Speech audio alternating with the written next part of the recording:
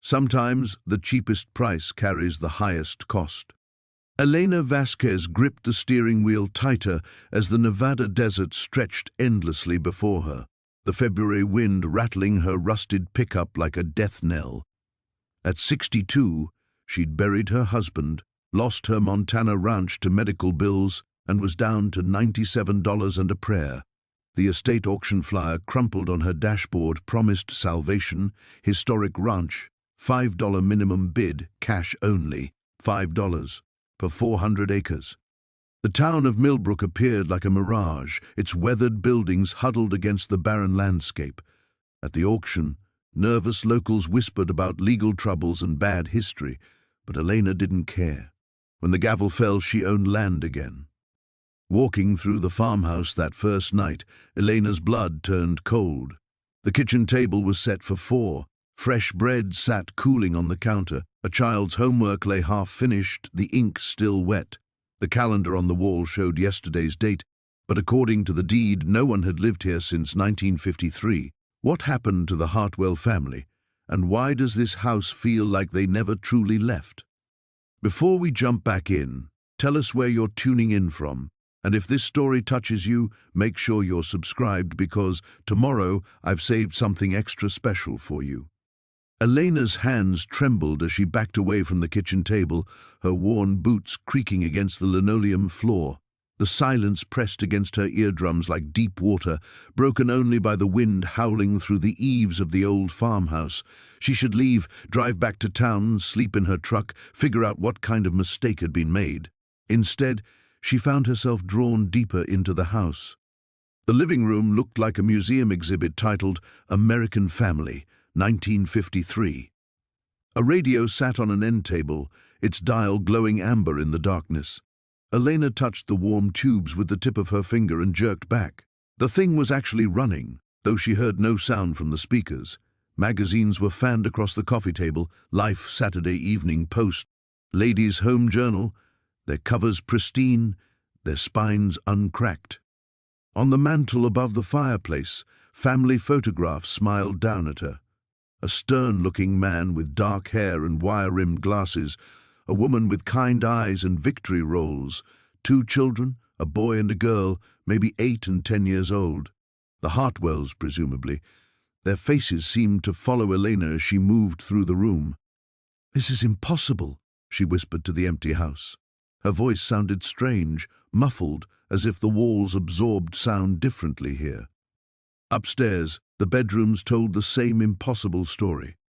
In the master bedroom, clothes hung pressed and ready in the closet, women's dresses with shoulder pads, men's suits with wide lapels.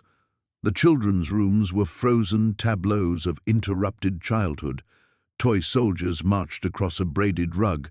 A doll sat in a tiny chair, her painted eyes watching the door. Beds were made with hospital corners, so tight a quarter would bounce. Elena sank onto the edge of the boy's bed, springs creaking under her weight. The medical bills had taken everything. Tom's treatments, the experimental procedures that bought them 6 more months of hope before the cancer won anyway. She'd sold the cattle first, then the equipment, finally the land that had been in Tom's family for 3 generations. Each loss had carved away another piece of who she thought she was. Now, here she sat in a stranger's house, in a stranger's life that seemed frozen between one heartbeat and the next. She pulled the estate auction flyer from her jacket pocket, smoothing the wrinkles. Due to ongoing legal complications, the estate must be liquidated immediately, she read aloud.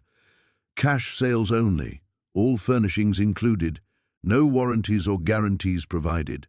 The last line was printed in bold red ink. Buyer assumes all risks and liabilities. What kind of legal complications lasted 70 years? And why had no one mentioned that the house was still occupied?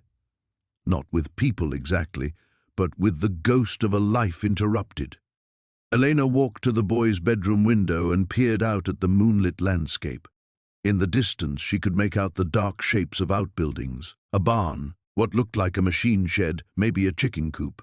400 acres of Nevada ranch land for $5. It was impossible, which meant there was a catch. There was always a catch. But what choice did she have? In her truck, wrapped in Tom's old jacket, she had her purse containing $82, 3 credit cards maxed to their limits, and a cellular phone with 17 minutes of airtime remaining. She'd driven here because the alternative was admitting defeat, and Elena Vasquez had never admitted defeat in her life. The wind picked up outside, rattling the old window frame. Elena pressed her palm against the cold glass and felt the house settle around her with small creaks and sighs. Somewhere below, a floorboard groaned. Her blood froze. Elena held her breath, listening. Another creak, then another. Slow, measured footsteps crossing the living room floor. Someone else is in the house.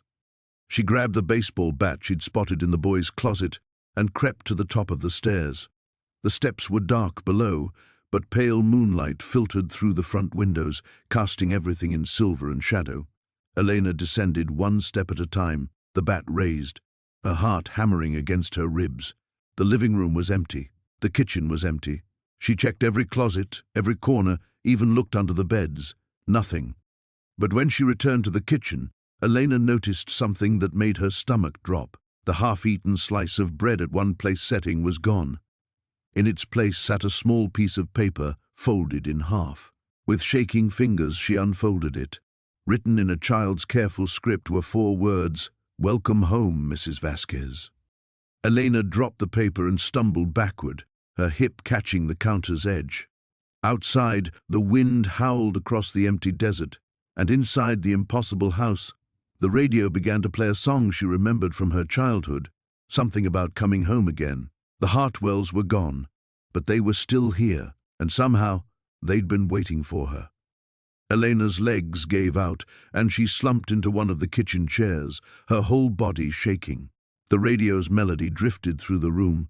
There's no place like home for the holidays, and she wanted to laugh at the cruel irony. Home. She hadn't had one of those in 8 months. The note lay crumpled on the linoleum where she'd dropped it. Those 4 words in a child's careful script felt like ice water in her veins. She forced herself to pick it up again, studying the faded pencil marks. The paper itself looked old, yellowed at the edges, but the writing seemed fresh. How was that possible?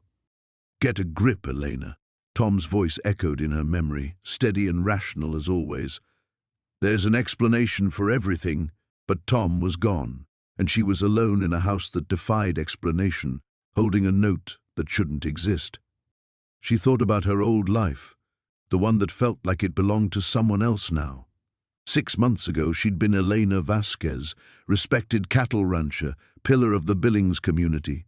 She'd known every neighbor for 50 miles, had served on the school board, organized church potlucks, led the annual Christmas toy drive. People came to her for advice, for help, for her famous green chili enchiladas. That Elena had owned 300 head of Black Angus cattle, a 1,200-acre spread with good water rights, and a marriage that had weathered 38 years of Montana winters. She'd known exactly who she was when she woke up every morning. Tom's wife, a rancher's daughter, a woman who could deliver a breeched calf at midnight and bake a perfect apple pie by dawn. Now she was nobody. A woman with empty pockets and emptier hands, sitting in a dead family's kitchen while ghost children left her welcoming notes. The transformation had been gradual at first. Tom's cough that wouldn't go away, the doctor visits that led to more doctor visits, the casual mention of some concerning shadows on the X-rays that became stage 4 lung cancer, aggressive and hungry. Then came the specialists, the experimental treatments, the second mortgages against hope itself.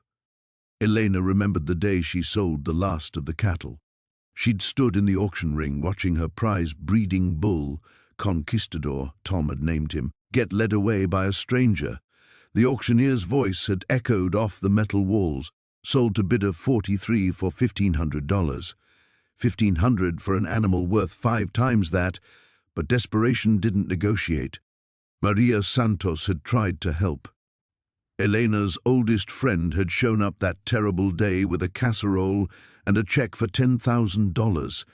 "It's not a loan," Maria had insisted, pressing the paper into Elena's hands. "It's family." But 10,000 barely covered a week of Tom's treatments. Elena had torn up the check. She couldn't take Maria's children's college money, couldn't drag her friend into the quicksand that was swallowing everything she'd ever worked for. The final blow had come 3 weeks after Tom's funeral. Elena was still wearing black, still finding his coffee cups in unexpected places when the bank representative arrived with foreclosure papers. She'd known it was coming. The medical bills had consumed everything, but seeing her ranch, her life, reduced to legal terminology had nearly broken her. "I'm sorry, Mrs. Vasquez," the young banker had said, his eyes kind but his job merciless. "You have 30 days. Elena had spent those 30 days selling what little remained. Tom's tools, her grandmother's china, the wedding ring she'd worn for 4 decades. Each sale felt like cutting away pieces of herself, but she'd needed gas money, food money, motel money for the journey to nowhere. The newspaper ad for the Millbrook estate auction had been a desperate prayer answered by a cruel god. $5 ranch in Nevada, cash only. It sounded like a scam, but Elena had driven 12 hours through a February blizzard because $5 was all she could afford to lose. And now here she sat in this impossible house, where 1953 had been preserved like a photograph under glass, where the dead seemed to know her name. The radio continued its haunting melody, and Elena found herself remembering Christmas mornings with Tom, how he'd always made coffee before dawn, filling the house with that rich aroma while she pretended to still be asleep. How he'd worn the same red flannel robe for 20 years because she'd given it to him their first Christmas as husband and wife. How he'd hum off-key while scrambling eggs, making her laugh despite her morning grouchiness.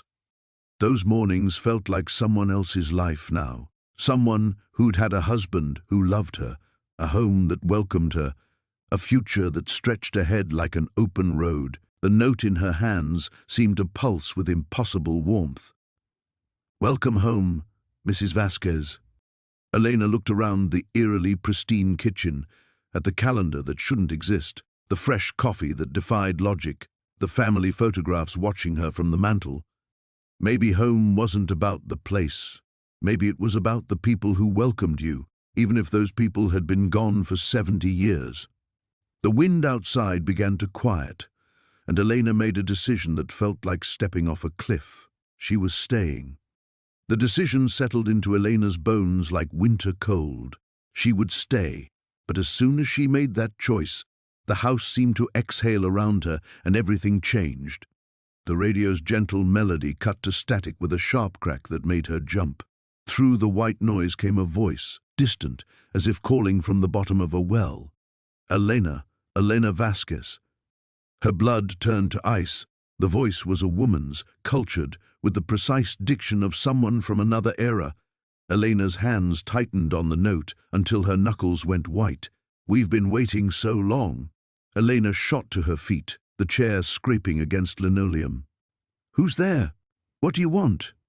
The static faded, replaced by that same Christmas melody, innocent as if nothing had happened. But Elena's heart hammered against her ribs, and she noticed something that made her stomach lurch. The family photographs on the mantel had changed. Where before the Hartwell family had been looking off to the side, caught in natural poses, now all 4 pairs of eyes stared directly at her. The father's stern gaze, the mother's kind but knowing smile, the children's bright, expectant faces, all focused on Elena with an intensity that felt physical. "This isn't happening," she whispered, backing toward the kitchen door. "This is grief, stress. I'm having some kind of breakdown." But even as she spoke, she heard it, footsteps upstairs. Slow, deliberate, moving from room to room, as if someone was conducting a methodical search. The ceiling creaked under measured weight, dust motes dancing in the moonlight streaming through the windows. Elena grabbed Tom's old flashlight from her jacket pocket, her hands shaking as she clicked it on. The beam wavered wildly as she pointed it toward the stairs. "Hello? Is someone up there?" The footsteps stopped. The silence that followed was worse than any sound. Elena's breath came in short puffs in the suddenly frigid air. When had it gotten so cold? Her breath hadn't been visible before. From upstairs came a new sound, a child's voice, singing softly, "Home, home on the range, where the deer and the antelope play." Elena's flashlight beam found the family photographs again. The little girl in the picture seemed to be smiling wider now, and Elena could swear she saw the child's lips moving in time with the singing. Where seldom is heard a discouraging word, and the skies are not cloudy all day. The voice was getting closer, moving down the hallway above. Elena heard a door creak open, the master bedroom, from the sound of it. Then another door, the bathroom, the boys' room where she'd sat just minutes ago. Elena faced a choice that would define everything that came next. She could run, grab her keys, race to her truck and drive back into the storm. Leave this impossible house and its impossible occupants to whatever strange existence they'd carved out in the space between then and now. Or she could stay and find out why a family that vanished in 1953 knew her name, why they'd been waiting for her, why their house existed in a bubble where time moved differently. The singing stopped. Footsteps began descending the stairs. Elena's breath caught as she saw a shadow move against the wall, small, child-sized, but wrong somehow. The shadow seemed too dark, too solid, as if it absorbed light instead of merely blocking it. "Mrs. Vasquez?" The little girl's voice was right at the bottom of the stairs now, sweet and polite. "Mama says you're going to live with us now. She says you understand what it's like to lose everything." Elena's flashlight beam swept the stairway, but she saw nothing, only shadow and empty air. Yet the voice continued, conversational and terrifyingly normal. "Daddy says the government men might come back, but we won't let them take you like they took us. We know how to hide now. We know how to make people forget." "What government men?" Elena found her voice, though it came out as barely a whisper. "What happened to your family?" The temperature dropped another 10 degrees. Elena's breath came out in white clouds, and frost began forming on the windows with impossible speed. "They came in black cars," the child's voice said sadly. "They said Daddy knew too much about the project. They said we all had to go away for a while, but we didn't want to go, so we stayed. We've been staying ever since." The kitchen calendar on the wall, the one showing yesterday's date, suddenly fluttered as if caught in a wind, though the air was perfectly still. The pages flipped backward rapidly, February, January, December, November. Years blurred past in reverse, decades unwinding like a film reel spinning backward. Elena watched in fascination and terror as the calendar settled on December 1953. She understood now. The choice wasn't just about staying or leaving. It was about joining them in whatever twilight existence they'd created, or fighting to remain in her own timeline. The little girl's voice came one last time, closer now, intimate as a whisper in her ear. "Choose quickly, Mrs. Vasquez. Before they remember we're here." Outside, Elena heard the distant rumble of engines approaching through the storm. Elena's muscles locked as the sound of approaching engines grew louder through the storm. Her flashlight beam trembled in her grip, casting wild shadows that seemed to dance with malevolent life. Every instinct screamed at her to run, grab her keys, race through the snow to her truck, and flee this house where time moved backward and dead children sang lullabies. But her feet wouldn't move. "What am I doing?" The rational part of her mind, Tom's voice, steady and analytical, catalogued the impossibilities. Phantom children, calendars that defied physics, fresh coffee in an abandoned house. "This is madness. Get out while you still can." Yet something deeper held her frozen. Maybe it was the child's words about understanding loss.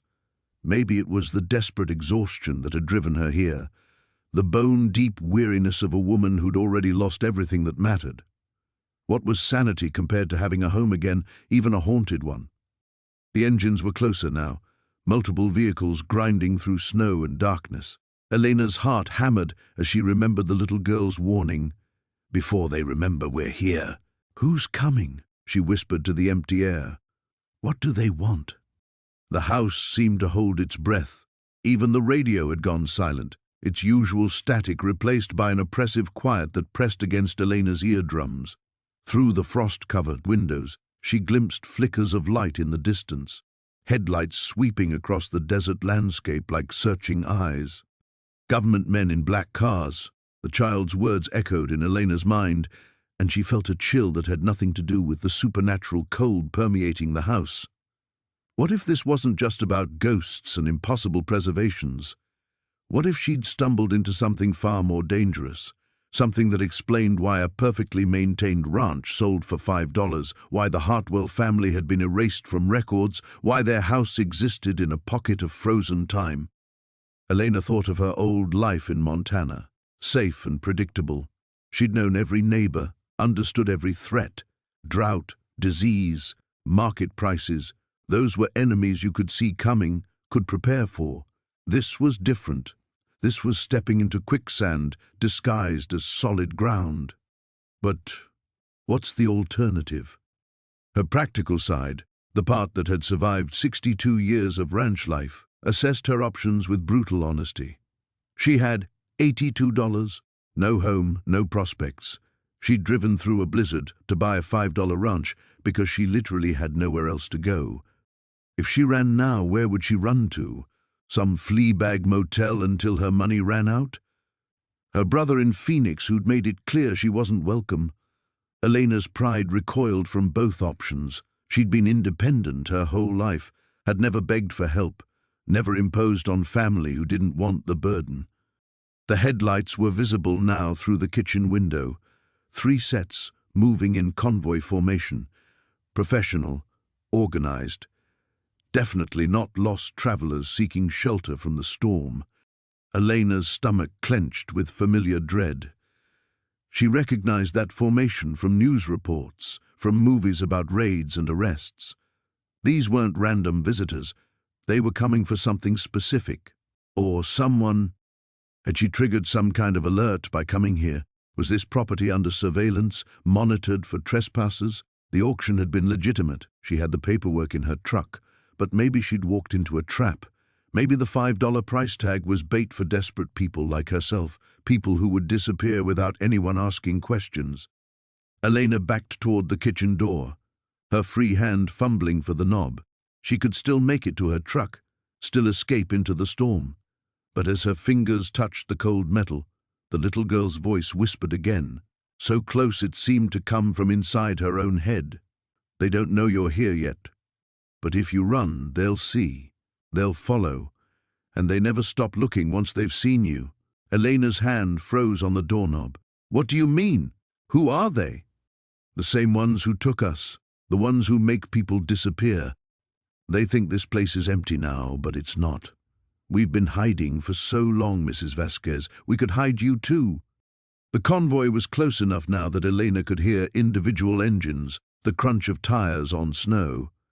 Through the window, she watched the headlights spread out, surrounding the property in a methodical search pattern. Elena's breath came in short gasps, and her vision blurred at the edges. This was too much. The ghosts, the government vehicles, the impossible choice between supernatural sanctuary and unknown pursuit. She'd come here seeking a simple solution to homelessness and found herself caught between forces she couldn't understand. "Tom, what would you do?" But her husband's practical voice was silent now, leaving her alone with the weight of a decision that felt like choosing between different kinds of death. The headlights continued their inexorable approach, and Elena realized with crystal clarity that whatever choice she made in the next 30 seconds would determine whether she lived or died, and whether she remained human or became something else entirely. Elena's hand trembled on the doorknob as the convoy's headlights swept across the property like predatory searchlights. The rational choice was obvious: run to her truck, flee into the storm, take her chances with whatever pursuit might follow. That's what the old Elena would have done, the rancher's wife who believed in practical solutions and measurable risks. But the old Elena had also believed her husband would recover, that hard work guaranteed security, that the world operated according to fair and predictable rules. The old Elena was dead, buried under medical bills and foreclosure papers. The woman standing in this impossible kitchen was someone new, someone who'd lost everything already, who had nothing left to lose except her life. And what kind of life was it, really? Sleeping in her truck, counting nickels for gas money, begging relatives who saw her as a burden. "If I stay," she whispered to the darkness, "what happens to me?" The little girl's voice came soft as snowfall. "You become part of the in-between, safe from them, but different." Different how? Silence stretched like held breath. Through the window, Elena watched the vehicles form a perimeter around the property. Professional, military precise. These weren't casual investigators. The child's voice returned.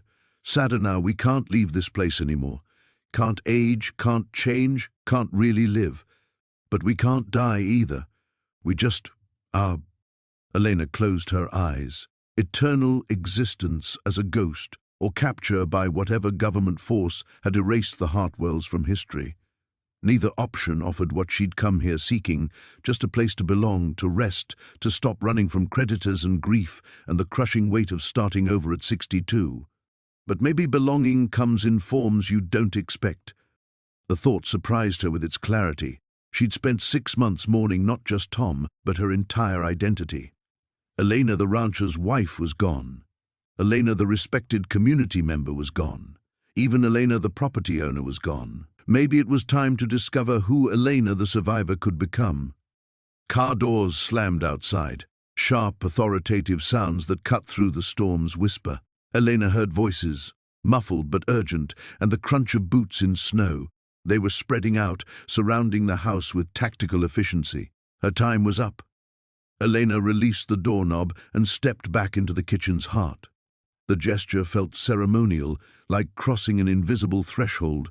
The moment her feet settled firmly on the linoleum, the house seemed to exhale around her, a long, relieved sigh that came from the walls themselves. "I choose to stay," she said aloud, her voice steadier than she'd expected. The transformation was immediate and terrifying. The frost on the windows thickened, turning them opaque. The radio's static faded to nothing, replaced by an expectant hush. Most unsettling of all, Elena felt something shift inside herself, a loosening, as if fundamental parts of her existence were being gently untethered. The cold that had been biting now felt neutral, neither comfortable nor uncomfortable. The flashlight in her hand grew dim, but she could see perfectly anyway, as if the darkness had become her friend. Her heartbeat slowed to a rhythm that seemed measured in seasons rather than seconds. Outside, a man's voice barked orders, thermals showing nothing. Perimeters secure. Beginning interior sweep. Elena watched through the frosted glass as dark figures approached the house. Their movements were efficient, practiced, people who'd done this before. Whatever the Hartwells had stumbled into 70 years ago, it was still active, still hunting. But as the first figure reached the front porch, something extraordinary happened. The house disappeared. Not physically. Elena could still see the kitchen around her, still feel the linoleum under her feet. But through the windows, she watched the searchers walk right past where the door should be. Their flashlight beams swept through the space she occupied, but found only empty desert. They were looking for a house that, to their perception, no longer existed. "Welcome to the in-between," the little girl's voice whispered, closer now, almost visible in Elena's peripheral vision. "They can't see us anymore, can't find us. We've learned to exist in the spaces between their thoughts." Elena felt a profound settling, like puzzle pieces clicking into place. This was her new reality, suspended between life and death, between past and present, between the world she'd lost and whatever strange sanctuary she'd gained. Outside, the search continued for several more minutes before the frustrated voices called retreat. Engines started. Headlights swept one final time across empty desert, and the convoy rumbled away into the storm. Elena remained standing in the kitchen, no longer quite human but not yet ghost, listening to the silence that followed. She thought of Tom, wondered if he would understand her choice. Probably not. He'd been too practical, too rooted in the solid world of cattle and weather and mortgage payments. But this Elena, this new Elena, had chosen the impossible over the inevitable. had chosen mystery over misery, belonging over loneliness, even if the price was everything she'd once understood about existence itself. The house hummed around her like a living thing, and Elena Vasquez stepped fully into her new life, leaving the old world behind forever. The silence after the convoy's departure felt different now, not empty, but expectant, like a theater between acts. Elena stood in the kitchen that existed and didn't exist, her transformed senses slowly cataloguing the rules of her new reality. The coffee on the counter was still steaming, but when she lifted the cup, it felt weightless in her hands, more memory than substance. "It takes practice," the little girl's voice said, and this time Elena turned to see her. Translucent, but definitely there, maybe 8 years old, wearing a faded blue dress from the 1950s, learning to touch things again, to make them real when you need them to be. Elena set the cup down carefully. "What's your name?" "Mary Catherine Hartwell, but Mama calls me Cricket." The child smiled, and Elena felt a pang of recognition. She'd been an aunt once, before the medical bills consumed everything, had understood the fierce protection children could inspire. "The others are shy," Cricket continued, glancing toward the living room where Elena could now sense additional presences, watchful, cautious, but not hostile. "They remember when strangers meant danger. But you're not strange anymore. You're like us now." Elena followed Cricket into the living room, where the temperature was noticeably warmer. A fire crackled in the hearth, though she was certain no fire had been burning before. 2 other children materialized gradually from shadow, a boy of perhaps 10 with serious eyes, and a teenage girl who hung back by the stairs. "That's Jimmy and Susan," Cricket explained. "They're my older brother and sister. Mama and Daddy are resting. They'll come later when they're sure you're safe." The boy, Jimmy, stepped forward with adult gravity that seemed wrong on his young face. "You need to understand what happened to us. What might happen to you if you're not careful." Elena sank into a chair that felt solid beneath her, though she noticed her weight didn't create the usual depression in the cushions. "Tell me." "Daddy worked for the government," Jimmy began, his voice carrying the cadence of a story told many times. "Something called Project Mindbridge. They were trying to make people's thoughts touch other people's thoughts, to read minds, maybe even control them." Susan spoke for the first time, her teenage voice bitter with old pain. "He found out they were testing on children, kids from orphanages who nobody would miss. When he tried to stop it, tried to go public." Cricket picked up the narrative. "The men in black cars came. They had a machine, this humming box that made your head feel funny. They were going to take us away, make us forget everything, maybe make everyone forget we ever existed." Elena felt ice in her transformed veins. "The same people who just searched for this house?" Jimmy nodded grimly. "They've never stopped looking. Every few years they come back, checking to make sure we really disappeared. The project moved underground after what happened to us, but it's still running. Still eating families who know too much." "We fought them," Susan added, pride creeping into her voice. "When they turned on their forgetting machine, we fought back with everything we had. We refused to be erased. But the effort, it changed us, trapped us between their world and somewhere else."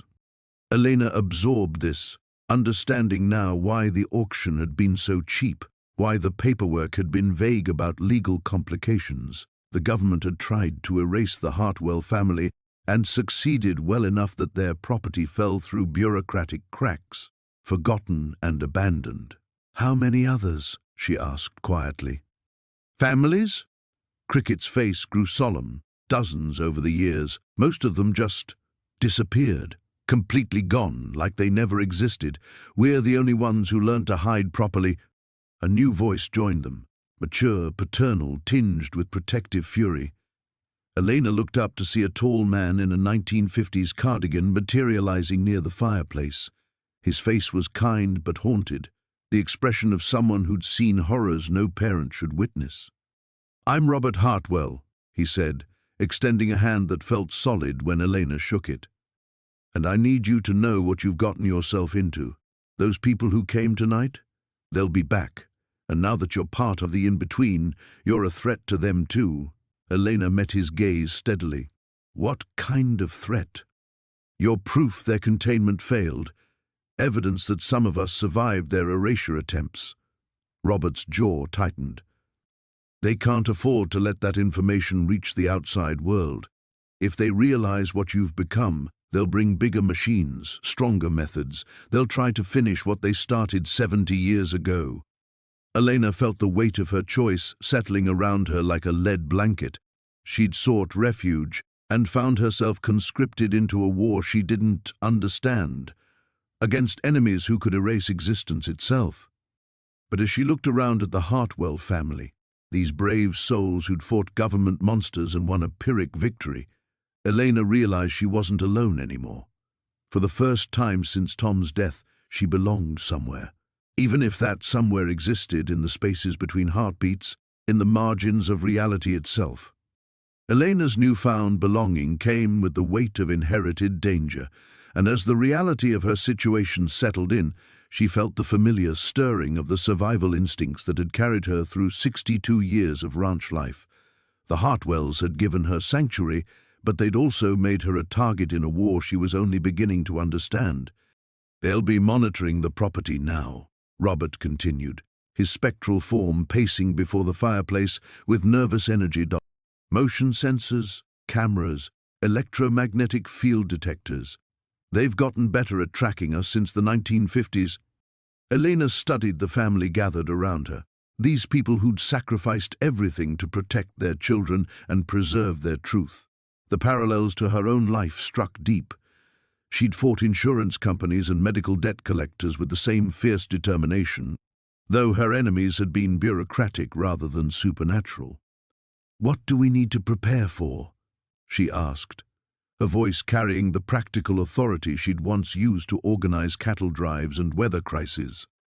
Jimmy brightened at her tone, recognizing someone who understood planning and preparation. They usually send advance teams first, scientists with equipment to measure the wrongness around places like this. If those teams detect us, then come the bigger operations. "The forgetting machines," Cricket added, her young voice heavy with old terror. "They're stronger now, more portable. They can erase whole neighborhoods if they need to." Susan moved closer to the group, her teenage wariness giving way to something like hope. "But we've learned things too, ways to disrupt their equipment, to hide deeper in the spaces between. Daddy figured out how to fight back," Robert finished, and Elena caught the edge in his voice that spoke of a man who'd been pushed beyond his limits. "The question is whether you're willing to learn, Elena, because once they realize you're here, really here, there's no going back to the world you knew." Elena thought of the world she'd known, the foreclosure notices, the sleepless nights counting impossible debts, the crushing loneliness of an empty house that held only memories. What exactly would she be giving up? "Teach me," she said simply. The change in the family's energy was immediate. Cricket clapped her translucent hands together, Jimmy straightened with purpose, and even Susan smiled for the first time since Elena had met her. Robert's haunted expression softened with something that might have been relief. "The first thing you need to understand," Robert began, settling into what Elena recognized as teaching mode, is that existing in the in-between means you're partially outside normal space-time. Their equipment can detect the distortions we create, but they can't pinpoint us exactly. We use that to our advantage. Over the next several hours, Elena received an education unlike any she'd ever imagined. The Hartwells taught her to consciously shift between states of existence, fully manifested when she needed to affect the physical world, gossamer thin when hiding was required. They showed her how to read the electromagnetic signatures that preceded government operations, how to recognize the subtle changes in air pressure that meant surveillance equipment was nearby. Most importantly, they taught her to think like a family under siege. "We take shifts watching," Jimmy explained, his child's face serious with responsibility. "The desert tells us things, which vehicles don't belong, when people are asking questions in town, when the satellites change their patterns overhead." Elena absorbed it all with the focused intensity she'd once applied to learning cattle medicine and range management. Survival skills were survival skills, whether you were fighting drought or government erasure teams. But as dawn approached, though sunrise in the in-between felt more like a gradual lightening of shadows than actual daybreak, Elena realized the most profound change wasn't in what she was learning, but in what she was becoming part of. The Hartwells operated with the seamless coordination of a family that had spent 70 years protecting each other against impossible odds. They communicated in glances and half-finished sentences, anticipated each other's needs, shared the labor of constant vigilance without complaint. It was the kind of deep, functional love that Elena had shared with Tom during their best years, practical affection expressed through reliable action rather than words. "You're thinking about your husband," Cricket said softly, appearing beside Elena's chair with that uncanny perceptiveness children sometimes possessed. Elena nodded, not trusting her voice. "He'd be proud of you," the little girl continued, "for choosing to protect us, for being brave when you were scared." As the first pale light filtered through the frost-covered windows, Elena felt something she hadn't experienced since Tom's diagnosis, a sense of purpose larger than her own survival. The Hartwells needed her not just as another member of their hidden family, but as someone who could learn their hard-won knowledge and help refine their defenses. She was no longer just Elena the refugee seeking shelter. She was becoming Elena the guardian, protector of secrets that could shake the foundations of everything the outside world believed about government, memory, and the nature of existence itself. The weight of that responsibility should have terrified her. Instead, it felt like coming home. The feeling of homecoming lasted exactly 18 hours. Elena woke to Cricket's urgent whisper cutting through the in-between's twilight peace. They're back, different ones this time. With bigger machines. Through the frost-glazed windows, Elena could see them.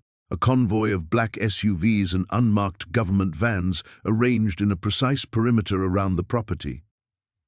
But these weren't the fumbling search teams from the night before. These vehicles bristled with satellite dishes and electromagnetic sensors, their occupants moving with the methodical efficiency of people who knew exactly what they were hunting. "Advanced Containment Unit," Robert's voice was grim as he materialized beside her.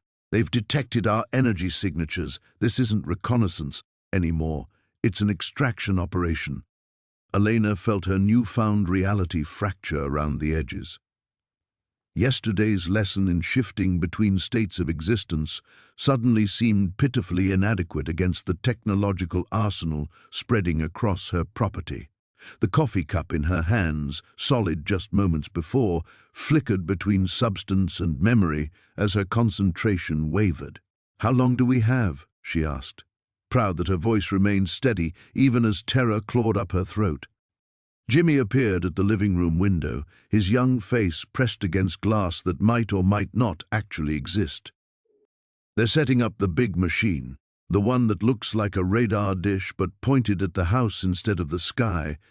Elena had faced crises before: cattle stampedes, flash floods, Tom's cancer diagnosis. But those had been enemies she could see, understand, fight with conventional weapons. This was her first taste of warfare against forces that could rewrite reality itself.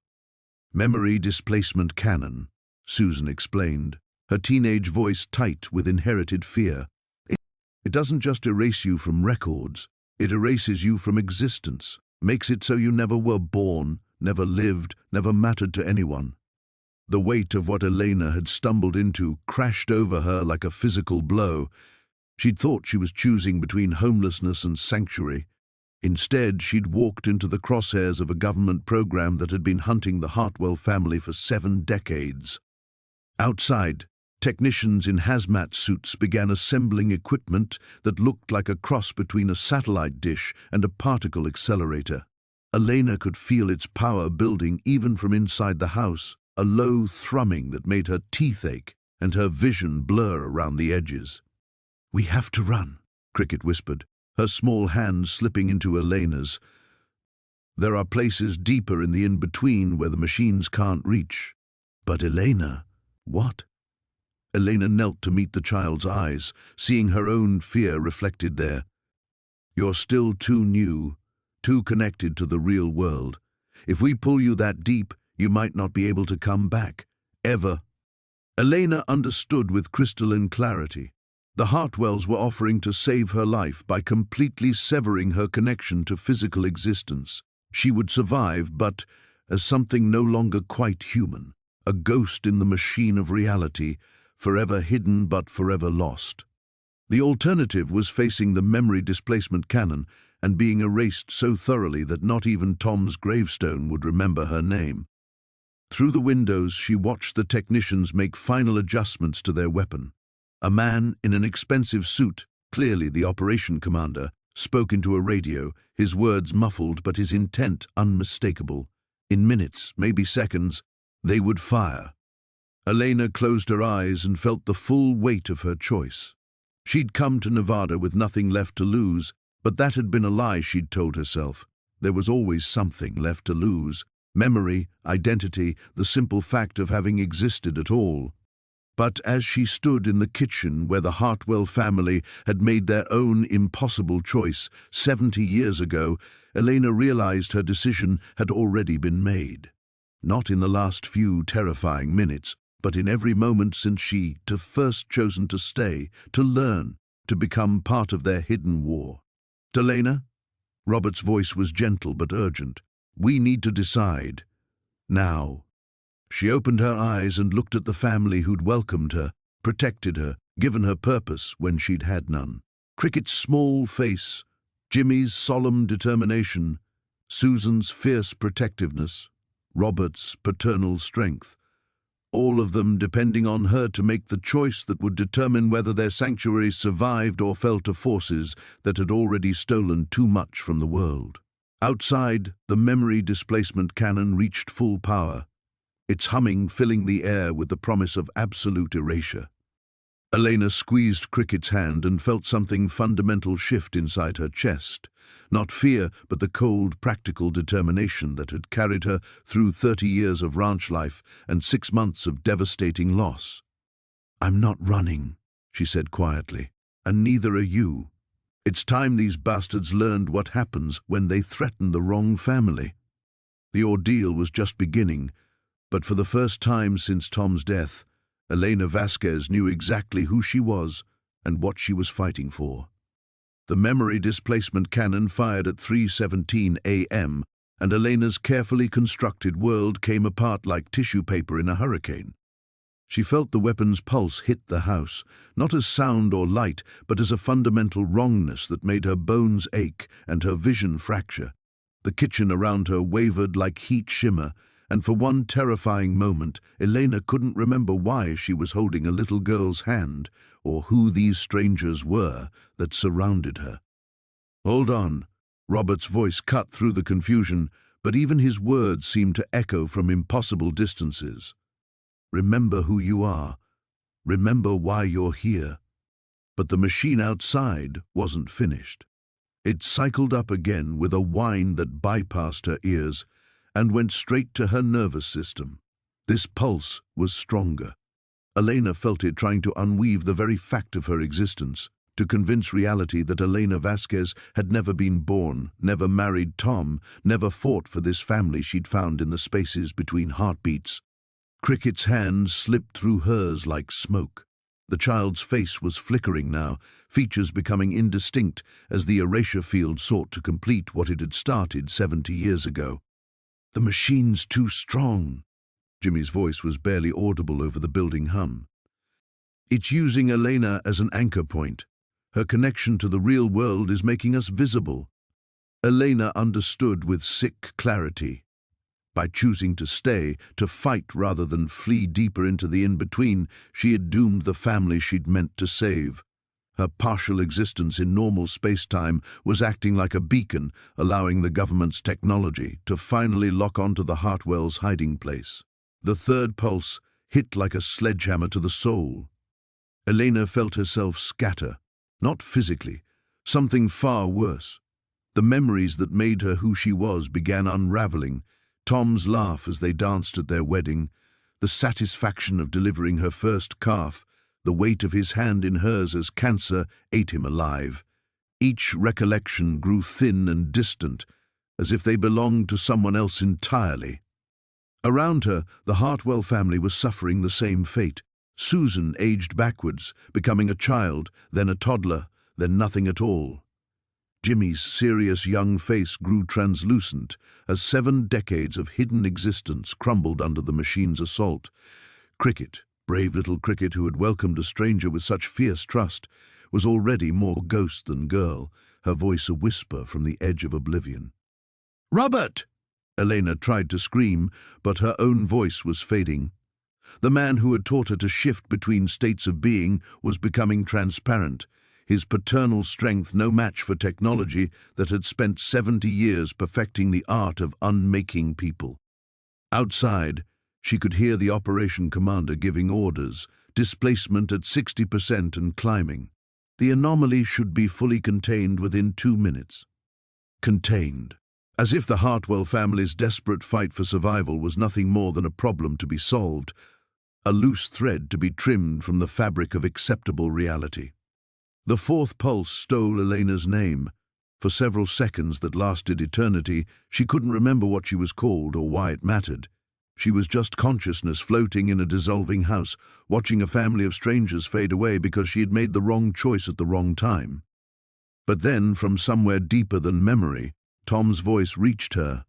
"You never did know when to quit, Elena Maria Vasquez. That's why I loved you." The sound of her full name, spoken in her dead husband's voice, acted like an anchor. Elena grabbed onto it with everything she had, using it to pull herself back together just as the fifth pulse prepared to fire. This one would finish them. She could see it in the way reality was already bending around the house, preparing to smooth over the spot where the Hartwell family had once existed. In 30 seconds there would be nothing here but empty desert, and the world would forget it had ever been otherwise.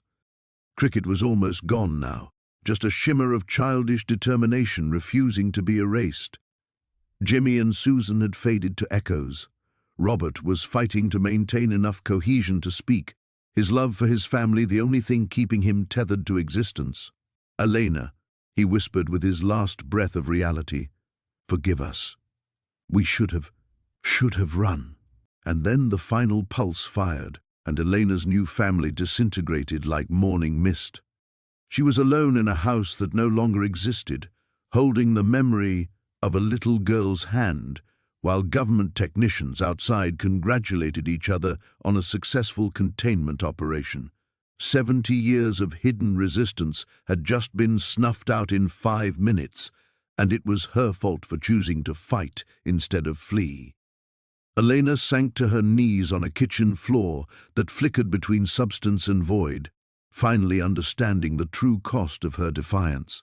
She had damned them all,